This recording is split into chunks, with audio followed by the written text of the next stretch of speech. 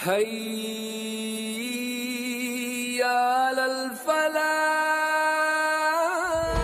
یہاں پر اس خواب کا ذکر کیا جا رہا ہے جو بادشاہ نے دیکھا تھا، بادشاہی مصر نے دیکھا تھا، اور اس نے خواب میں دیکھا حضرن و اخرى ويابسات یا ایھا الملأ افتونی فی رؤیایا ان کنتم لرؤیایا تعبرون قالوا اضغاث احلام وما نحن بتأويل الأحلام بعالمين وقال الذي نجا منهما وادكر بعد أمة أنا أنبئكم بتأويله فارسلون يوسف أيها الصديق وافتنا في سبع بقرات سمان يأكلهن سبع عجاف وسبع سنبلات خضر وأخرى يابسات لعلي أرجع إلى الناس لعلهم يعلمون قال تزرعون 7 سنين دابا فما حصدتم فذروه في سنبله إلا قليلا مما تأكلون ثم يأتي من بعد ذلك 7 شداد يأكلن ما قدمتم لهن إلا قليلا مما تحصنون ثم يأتي من بعد ذلك عام فيه يغاث الناس وفيه يعصرون صدق الله مولانا وصدق رسول ونحن على ذلك من الشاهدين والشاكرين والحمد لله رب العالمين. محترم ناظرین و ناظرات، السلام علیکم. ترجمہ: ایک روز بادشاہ نے کہا، میں نے خواب میں دیکھا کہ 7 موٹی گائیں ہیں جن کو 7 دبلی گائیں کھا رہی ہے، اور اناج کی 7 بالی ہری ہے اور دوسری 7 سوکھی. اے اہل دربار، مجھے اس خواب کی تعبیر بتاؤ اگر تم خوابوں کا مطلب سمجھتے ہو. لوگوں نے کہا، یہ تو پریشان خوابوں کی باتیں ہیں اور ہم اس طرح کے خوابوں کا مطلب نہیں جانتے. ان 2 قیدیوں میں سے جو بچ گیا تھا اور اسے ایک مدت دراز کے بعد اب بات یاد آئی، اس نے کہا، میں آپ حضرات کو اس کی تعبیر بتاتا ہوں، مجھے ذرا قید خانے میں یوسف کے پاس بھیج دیجیے. یہاں پر اس خواب کا ذکر کیا جا رہا ہے جو بادشاہ نے دیکھا تھا، بادشاہی مصر نے دیکھا تھا، اور اس نے خواب میں دیکھا کہ 7 موٹی گائیں ایک سوکھی نہر سے نکل رہی ہے، اور وہ جو ہے 7 دبلی گائیں جو ہے نکل رہی ہے اور وہ 7 موٹی گایوں کو کھا رہی ہے، اور اناج کی 7 جو ہے بالیاں ہری ہے اور دوسری 7 جو ہے سوکھی ہے، اور وہ ان دونوں کو جو ہے ہضم کر رہی ہے. اب وہ ان سے اہل دربار سے خواب کی تعبیر پوچھ رہے ہیں اور ان سے یہ کہہ رہے ہیں کہ آپ مجھے بتاؤ، اگر تم خواب کی تعبیر بتا سکتے ہو تو مجھے اس خواب کی تعبیر بتانا. تو درباریوں نے کہا، یہ تو پریشان خوابوں کی باتیں ہیں اور ہم ایسے خوابوں کی تعبیر نہیں سمجھتے نہ جانتے ہیں. تو یہ ایک بہت ہی بڑا ذریعہ اللہ نے حضرت یوسف علیہ السلام کی رہائی کا نکالا، جیسے ابن کثیر نے اور باقی مفسرین کرام نے فرمایا ہے کہ چونکہ یہ جو 2 ساتھی حضرت یوسف علیہ السلام کے ساتھ جیل میں تھے، انہوں نے اپنے خواب کو حضرت یوسف علیہ السلام کے سامنے پہلے ہی پیش کیا تھا، جس کی تفسیر پہلے آ چکی ہے. ایک نے دیکھا تھا کہ وہ اپنے سر پہ جو ہے نان سے اور روٹیوں سے بھرا ہوا ایک ٹوکرا لے کے جا رہا ہے، اور اس ٹوکرے سے جو ہے پرندے نوچ نوچ کے جو اس کی روٹیاں لے کے جا رہے ہیں. اور دوسرے نے دیکھا تھا کہ وہ اپنے بادشاہ کو جو ہے شراب پلا رہا تھا. تو پھر حضرت صلی اللہ علیہ وسلم نے ان کو تعبیر بتائی. تو ایک کو بتایا جس کے سر پہ جو ٹوکرا تھا، اسے کہا کہ تم کو جو ہے پھانسی دی جائے گی، کیونکہ اس کے اوپر الزام تھا کہ وہ بادشاہ کو زہر دینا چاہتا تھا. اور دوسرے سے کہا کہ تم کو جو ہے جب رہائی ملے گی تو تم بادشاہ کے جو ہے شاہی ساقی بن جاؤ گے، ایسے ساقی جو بادشاہ کو شراب پلاتے ہیں۔ تو اب حضرت صلی اللہ علیہ وسلم نے ان سے اس وقت کہا تھا کہ مجھے بھی یاد رکھنا جب آپ جاؤ گے دربار میں بادشاہ کی۔ تو وہ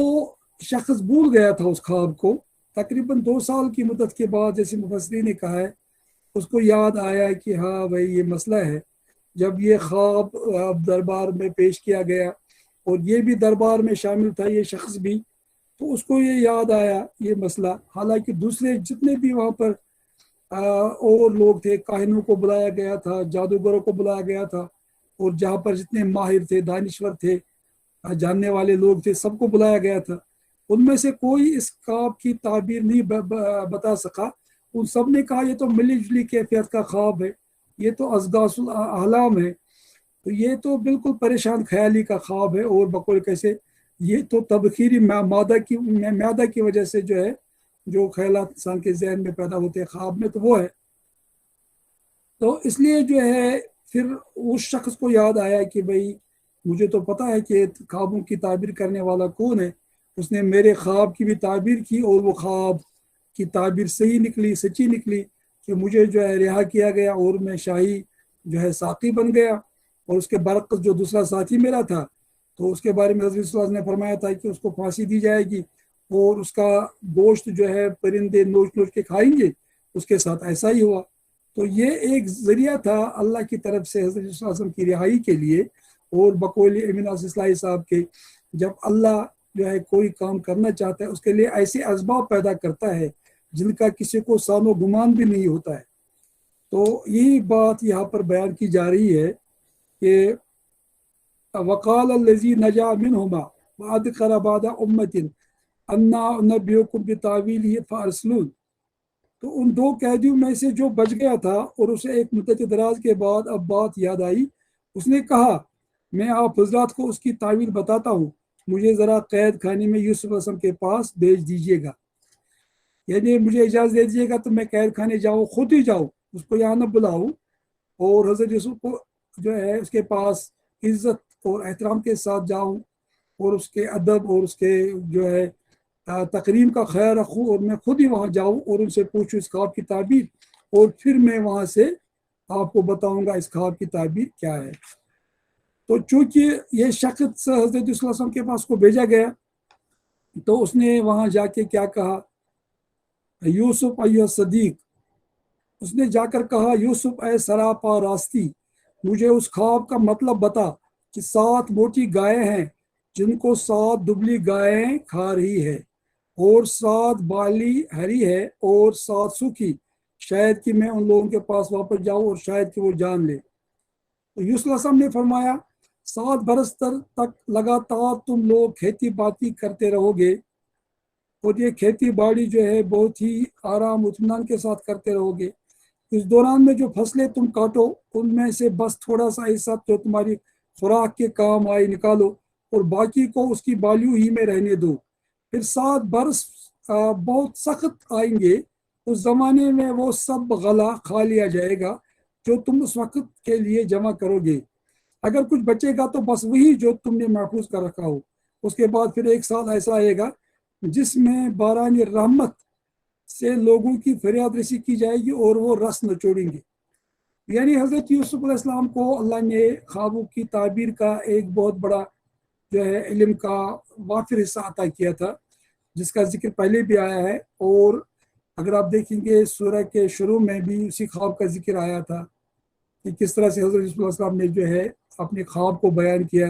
حضرت یعقوب علیہ السلام کے سامنے، اور پھر اسی طرح کا خواب جو ہے ان کے ساتھیوں نے دیکھا تھا، اس کی تعبیر بھی حضرت صلی اللہ علیہ وسلم نے فرمائی، اور پھر ایک اور خواب جو ہے ان کے سامنے لایا گیا جو بادشاہ نے دیکھا تھا، اور آپ کو پتہ ہے کہ حضرت صلی اللہ علیہ وسلم کے ساتھ کس طرح کا معاملہ پیش آیا تھا۔ اب ان کو جو ہے بالکل بے گناہی کی حالت میں جیل بھیجا گیا تھا، جبکہ ان کا کوئی قصور نہیں تھا، پورا قصور زلیخا کا تھا، اور پھر جو ہے اللہ ان کی اس پاک دامنی اور ان کی عفت اور عصمت کا پاس لحاظ جو انہوں نے رکھا، اور انہیں یہ کہا کہ میں تو جیل جانا ہی پسند کروں گا اس کے بجائے کہ میں کسی فتنے میں مبتلا ہو جاؤں، کیونکہ مصر کی عورتیں بھی ان کے پیچھے پڑنے لگی تھی اور زلیخا تو پہلے سے ہی تھی، تو وہ اپنی پاک دامنی اور اپنے عفت کے جو ہے عوض کوئی چیز مطلب اس کے بدلے میں لینا نہیں چاہتے تھے اور اس کو محفوظ رکھنا چاہتے تھے، اس لیے انہوں نے جو ہے جیل جانا ہی پسند کیا اور کہا کہ میرے لیے تو جیل ہی بہتر ہے اس چیز سے جس کی طرف یہ لوگ مجھے دعوت دے رہے۔ اور جیل کی زندگی بھی اللہ نے ان کے لیے ایک بہت بڑی جو ہے آزمائش کی زندگی بھی تھی، لیکن ایک لحاظ سے اس میں اللہ نے ان کو بہت سارے انعامات سے نوازا اور وہاں پر ان کو اتنی میچورٹی ملی اور نبوت بھی ان کو مل گئی، اور پھر انہوں نے جو ہے باقاعدہ وہاں تبلیغی دین بھی کیا اور لوگوں کو توحید اور دین کی باتیں بھی بتائی جس کا ذکر پہلے ہی آ چکا ہے۔ تو اس طرح سے جو ہے ہم دیکھتے ہیں کہ یہ ایک اللہ نے ایک ذریعہ نکالا تھا ان کے لیے۔ پھر جو انہوں نے یہ خواب دیکھا تھا بادشاہ نے، تو اس نے یہ کہا کہ 7 موٹی گائے ہیں، تو حضرت یوسف علیہ السلام نے فرمایا کہ اصل میں یہ جو ہے جو موٹی گائے ہے یہ تو بہت ہی اچھا زمانہ ہوگا جب خوب فصلیں پکیں گی اور لوگ بالکل کافی فائدہ اٹھائیں گے ان فصلوں سے، 7 سال تک خوب جو ہے سرسبزی ہوگی اور شادابی ہوگی، اور اس کے بعد پھر جو 7 گائیں اور ہے جو دبلی تھی اور وہ جو 7 گایوں کو کھا رہی تھی، تو اس کا مطلب ہے کہ اس کے بعد بہت زیادہ قحط سالی کا زمانہ آئے گا، اور اس طرح سے جو بھی مطلب گلا موجود ہوگا باقی سے موجود ہوگی وہ سب ختم ہو جائے گا، اور اس طرح سے قحط سالی کا یہ زمانہ بہت شدید ہوگا جس کی وجہ سے جو ہے بہت زیادہ لوگ پریشان اور مفلوق الحال ہو جائیں گے۔ تو حضرت صلی اللہ علیہ وسلم نے صرف خواب کی تعبیر نہیں بتائی، ان سے یہ کہا کہ بھائی اب یہ کرنا ہے کہ 7 سال تک جو تم لوگ غلہ حاصل کرو گے اس گلے میں سے اتنا ہی حاصل کرنا جو آپ کی ضرورتوں کے لیے پورا ہو، اور باقی کو وہیں پر چھوڑنا، بالیوں میں ہی چھوڑنا، اور اس کے بعد جو ہے پھر جب 7 سال آئیں گے تو وہ جو آپ نے بچایا ہوا اپنا گلہ رکھا ہوگا تو وہ آپ کے کام آئے گا، اور پھر اس کے بعد جو ہے بہترین خوشحالی کا زمانہ آئے گا اور لوگ بہت ہی آرام اور آسائش کی زندگی کا جو ہے ایک مشاہدہ کریں گے۔ اس کی طرف حضرت صلی اللہ علیہ وسلم نے ان کو یہ سب باتیں بتائی۔ تو یہاں پر بہت ساری باتیں ہمارے سامنے میں آتی ہے کہ یہ جو حضرت صلی اللہ علیہ وسلم کو اس جو شخص ساقی جو بن گیا تھا بادشاہ کا اور جو حضرت صلی اللہ علیہ وسلم کی صحبت میں رہا تھا جیل میں، اور آپ علیہ السلام کی اخلاقی اور دینی اور روحانی خوبیوں کو دیکھا تھا، ان کا مشاہدہ کیا تھا، آپ کی پاک بازی، آپ کی راست بازی اور آپ کی عفت عصمت والی زندگی کو نزدیک سے دیکھا تھا جیل میں، تو اس کو جو ہے یاد آ گیا، تو انہوں نے حضرت صلی اللہ علیہ وسلم کو جو خطاب کیا ان کو صدیق ایھا صدیق کے نام سے خطاب کیا ہے۔ تو یہ بہت ہی معنی خیز جو ہے جملہ ہے کہ یعنی ان کے بارے میں ان کا اعتقاد صرف اتنا ہی نہیں تھا کہ یہ خواب کی تعبیر پہ قادر ہے، اور انہوں نے ان کے خواب کی تعبیر بتائی تھی اس وجہ سے انہوں نے ان کو ایسا کہا نہیں، بلکہ ان کے اوور آل کریکٹر سے اتنے متاثر تھے وہ کہ ان کو وہ راست باز اور صدیق اور سچے اور پاکیزہ آدمی کے نام سے پکارنے لگے، اور عربی زبان میں اس لفظ کا استعمال جو ہے سچائی اور راست بازی کے انتہائی مرتبے کے لیے استعمال ہوتا ہے۔ اور پھر جو یہاں پر کہا کہ تم لوگ جو ہے بعد میں یاسرون یعنی لوگ جو ہے نچوڑیں گے، تو اس کے بارے میں علماء کرام نے بہت ساری باتیں فرمائی ہیں، کچھ نقطے بیان کیے ہیں کہ یعنی سرسبزی اور شادابی کا زمانہ آئے گا، باران رحمت جو ہے وہ اللہ کی طرف سے ان پہ نازل ہوگا، اور دریائے نیل کے چڑھاوے سے ایک جو ہے خوشحالی آئے گی، ایک سیرابی آئے گی، چونکہ ہمیں یہ یہاں پر سمجھنا چاہیے کہ وہاں پر مصر میں جتنی بھی جو ہے زراعت ہوتی تھی اس زراعت کے لیے دریائے نیل کی طغیانی کو بڑی اہمیت تھی، وہاں باقاعدہ کوئی آبپاشی کا نظام نہیں تھا جس کی طرف جو ہے مولانا دریابادی ماجد دریابادی صاحب نے اشارہ کیا ہے، اس لیے اچھی خاصی جو ہے بارشیں ہوں گی، اور پھر جو ہے سیلاب کی جو طغیانی کا جو پانی جو ہے وہ کھیتوں کو سیراب کرے گا اور زراعت کا ایک نیا دور شروع ہو جائے گا۔ تو یہاں پر جو بادشاہ کا نام جو تھا بقول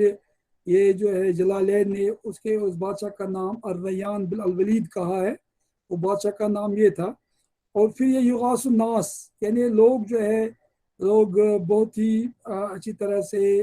نچوڑیں گے چیزوں کو پکاریں گے. تو یہاں پر یغاث کا مطلب ہے مطر یعنی بارش. حالانکہ بارش کا لوگوں نے ذکر کیا ہے لیکن بعض لوگوں نے اور بھی اس کے لیے باتیں بیان کی ہے. اور یاسرون کا مطلب ہے کہ یعنی یاسر العناب یعنی وہ انگوروں کو نچوڑیں گے. اور چونکہ آپ کو پتہ ہے کہ یہ جو شخص آیا تھا جو خواب کی تعبیر پوچھنے آیا تھا یہ چونکہ یہی کام کرتا تھا بادشاہ کے لیے جو انگوروں کو نچوڑ کے جو ہے شراب پلاتا تھا ان کو. تو یہاں پر یہ تعبیر استعمال کی گئی اور یہ بڑی لطیف تعبیر ہے یاسرون العناب یعنی جو ہے باقاعدہ یہ جلالے نے کہا کہ یعنی انگوروں کو نچوڑیں گے اور جو بھی رس بری جو ہے سبزیاں ہے پھل ہے تو جن سے جو ہے نکلتا ہے رس نکلتا ہے وہ کثرت میں آ جائیں گے. ان کی کثرت ہو جائے گی اور اس میں گائے دودھ دیں گی اور فصلیں جو ہے بہت زیادہ پیدا ہو جائیں گی اور انگوروں کی کثرت ہو جائے گی اور اس سے لوگ جو ہے پھر نچوڑ کے جو ہے اپنے فائدے اسے اٹھائیں گے ان تمام چیزوں سے. تو اب ایک بات جو پہلے ہی میں نے عرض کی کہ جیسے تدبر قرآن میں آیا کہ اللہ نے یہ سبب پیدا کیا تھا حضرت یوسف علیہ السلام کی رہائی کے لیے اور اس طرح سے یہ خواب بادشاہ نے دیکھا تو اس کے پیچھے بھی ایک ریئلٹی تھی ایک حقیقت تھی. اور خوابوں کی تعبیر کے بارے میں چونکہ بہت ساری باتیں کہی گئی ہے اور ہر طرح کے خواب ہوتے ہیں اور یہ ایک بڑا موضوع ہے. اس پہ جو ہے باقاعدہ کتابیں لکھی گئی ہے انٹرپریٹیشن آف ڈریمز بذات خود جو ہے فرائڈ کی کتاب ہے اور اس کی بنیاد پہ اس نے ایک پورا فلسفہ پیش کیا ہے نفسیات کا. اور اس نے کچھ خوابوں کے بارے میں کہا کہ یہ ڈپریسڈ جو انسان کی خواہشات ہوتی ہے ڈیزائرز ہوتی ہے تو وہ خواب میں نظر آتی ہے لیکن وہ ان خوابوں کے بارے میں کچھ نہیں جانتا ہے جن کو جو ہے نبوت کے 40ویں یا 46ویں حصے کے ساتھ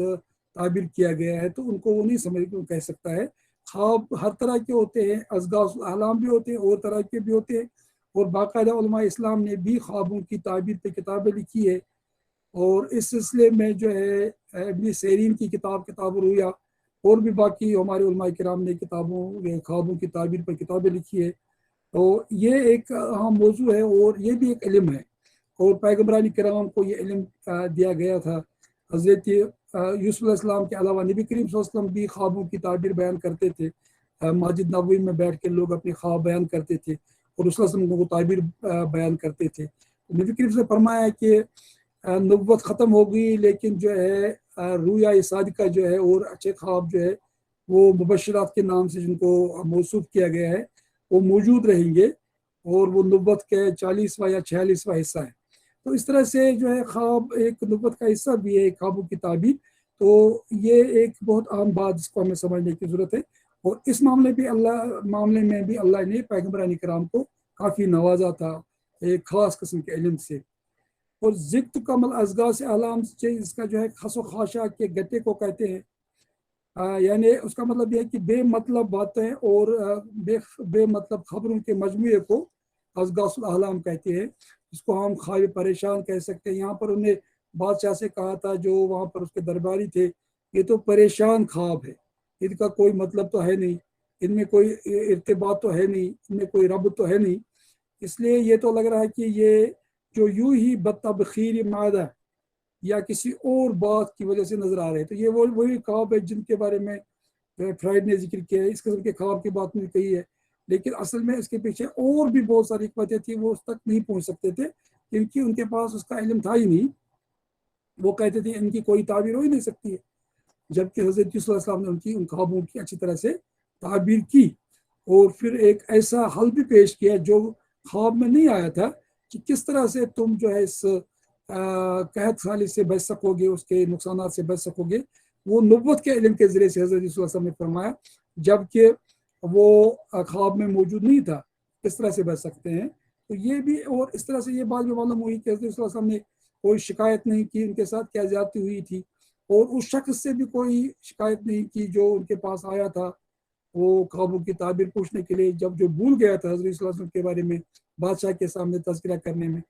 اور یہاں پر اس شخص کو جب یاد آیا بہت مدت کے بعد اور انہوں نے کہا کہ 2 سال کے بعد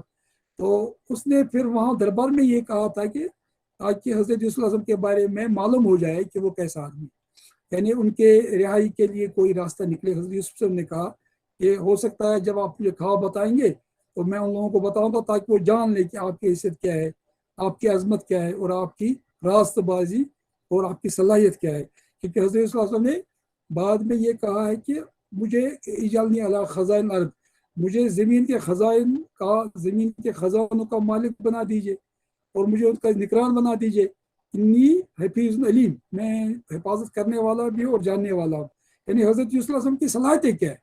کیونکہ حکومت کے لیے صالحیت کے ساتھ ساتھ صلاحیت بھی ہونی چاہیے۔ حضرت یوسف علیہ السلام نے بار بار اس اپنی صالحیت کے علاوہ اپنی صلاحیت کا بھی جو ہے مظاہرہ کیا ہے۔ صرف نیک ہونا ہی کافی نہیں ہوتا ہے، جو مروجہ معنی میں نیک ہونا ہوتا ہے، بلکہ صلاحیت بھی۔ تو حضرت صلی اللہ علیہ السلام میں حفاظت کرنے کی صلاحیت بھی تھی اور علم بھی تھا دین اور دنیا کے تمام معاملوں کو چلانے کا، جو ان کے پاس ایک اللہ کی طرف سے ان کو وجہ کیا گیا تھا، اور وہ اس لائق تھے کہ وہ حکومت کر سکتے تھے۔ اور یہاں سے ایک بات اور معلوم ہو جاتی ہے کہ صدیق جو ہے، یہاں سے معلوم ہوتا ہے کہ وہ مجرد اپنی خواب کی تعبیر کی بنا پر حضرت یوسف کا معتقد نہیں ہوا تھا،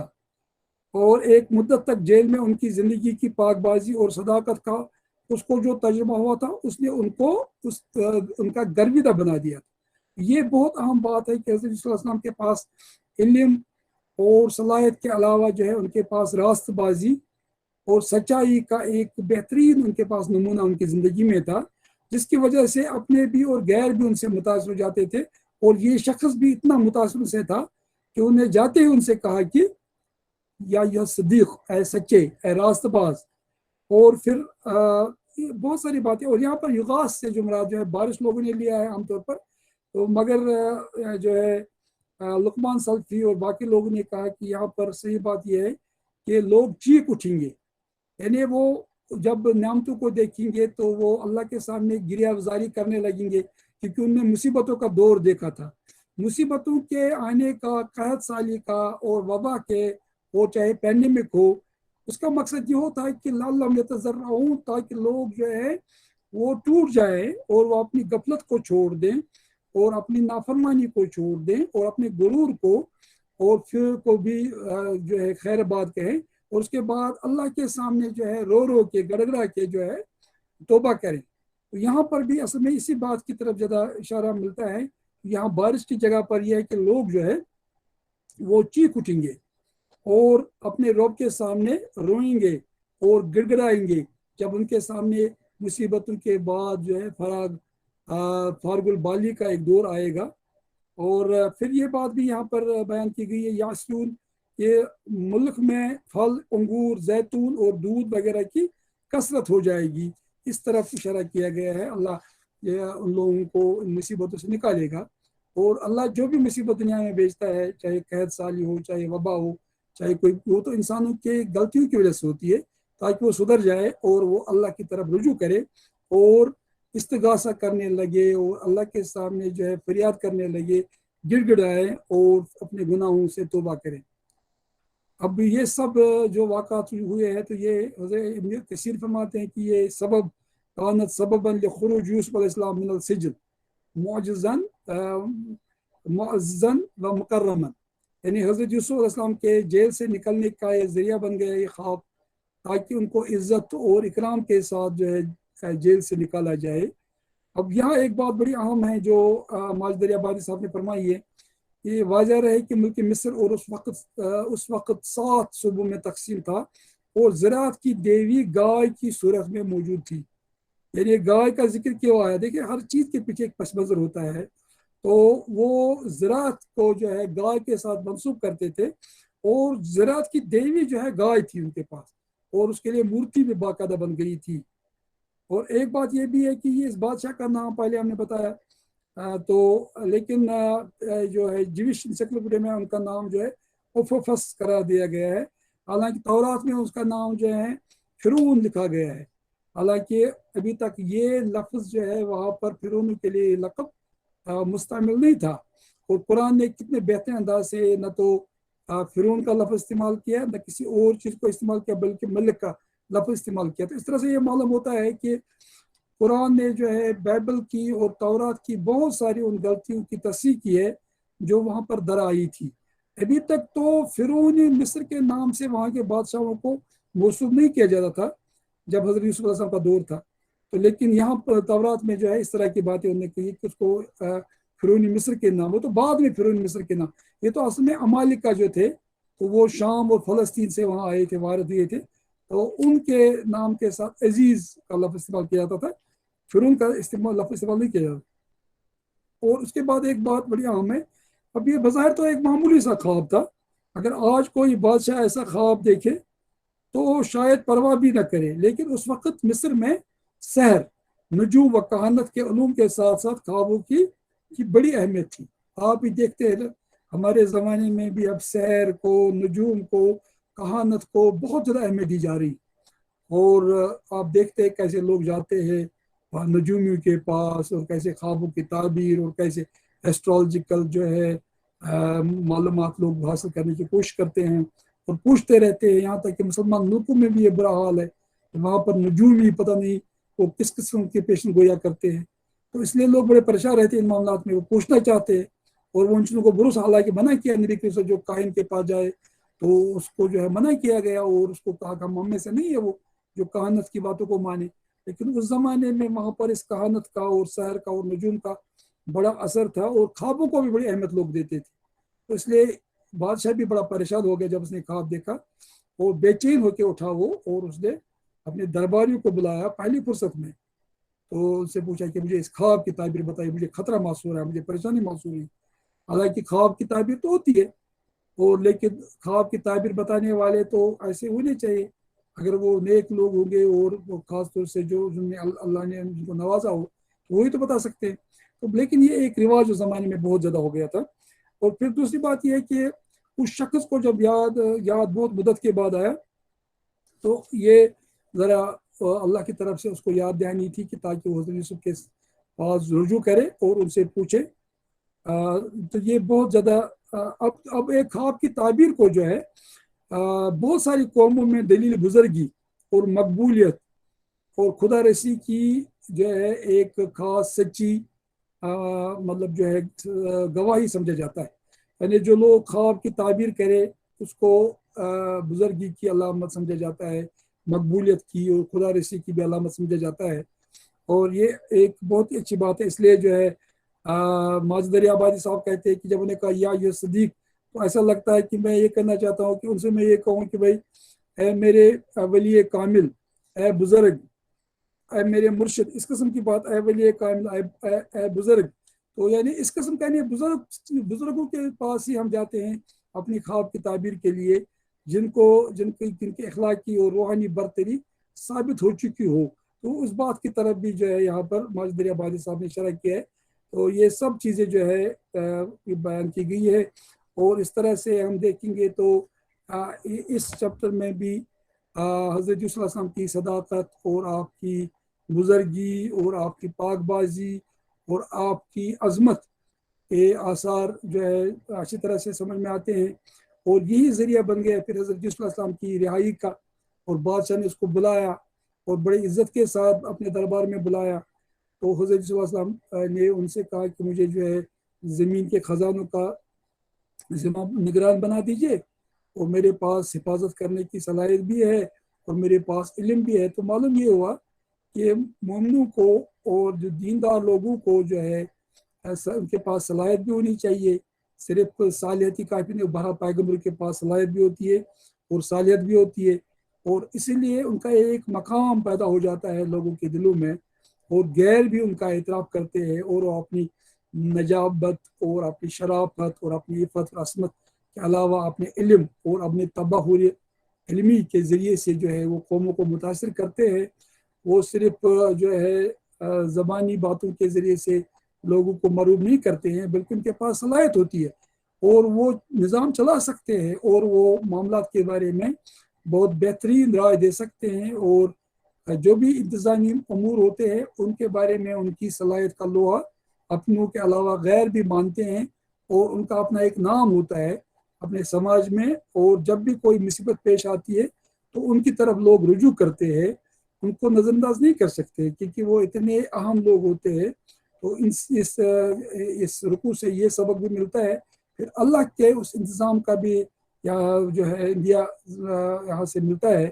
جو اللہ اپنے پیغمبران کرام اور اپنے جو اس کے پاک باز بندے ہیں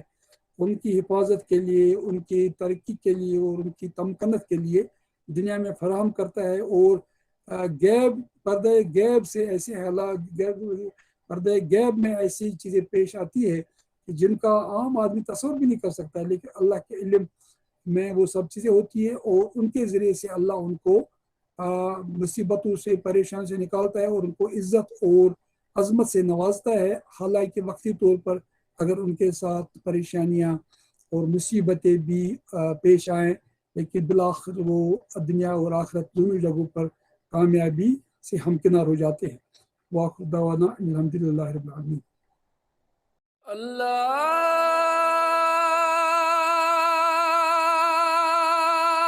اکبر، اللہ